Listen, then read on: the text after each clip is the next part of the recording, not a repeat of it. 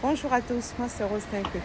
Suite au post que j'ai fait ce matin, je disais que un entrepreneur n'est pas un assistant.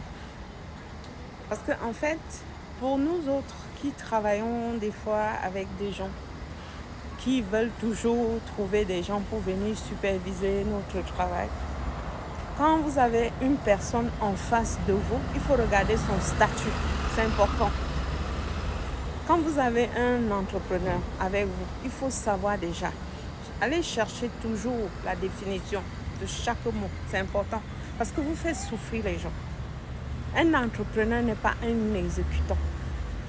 Ce n'est pas un assistant. Ce n'est pas quelqu'un qui vient pour qu'on lui donne des ordres. Des fois, vous travaillez avec des gens.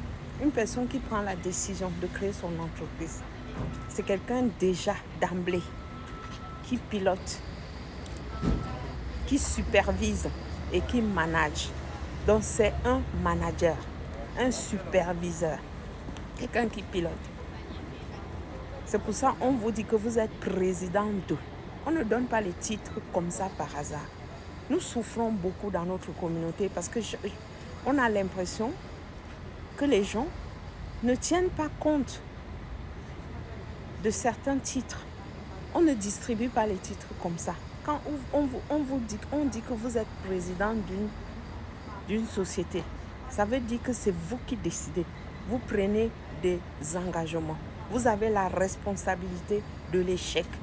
Vous pilotez une équipe et vous supervisez vos projets. Parce qu'il faut que ce soit clair. Parce que quand vous travaillez avec des gens, vous faites tout. Et à la fin, on va prendre quelqu'un à qui on va attribuer vos mérites. Moi, je le dirais autant de fois qu'il serait possible de le dire parce que pour éviter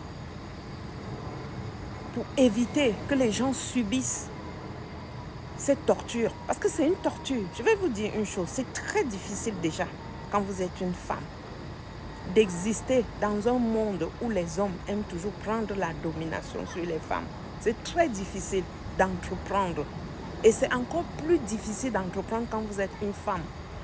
Parce que les femmes même qui sont comme vous, qui devraient vous soutenir, qui devraient vous élever, ce sont les femmes qui vous soumettent aux hommes pour vous écraser en fait. Ça veut dire que vous travaillez, vous apportez de la valeur ajoutée, mais il faut toujours qu'on cherche d'autres personnes pour venir vous piloter, alors que vous n'avez pas besoin d'être piloté. C'est dans la tête. Parce qu'on a conditionné les femmes africaines à être soumises. C'est très difficile de fonctionner avec certaines femmes africaines.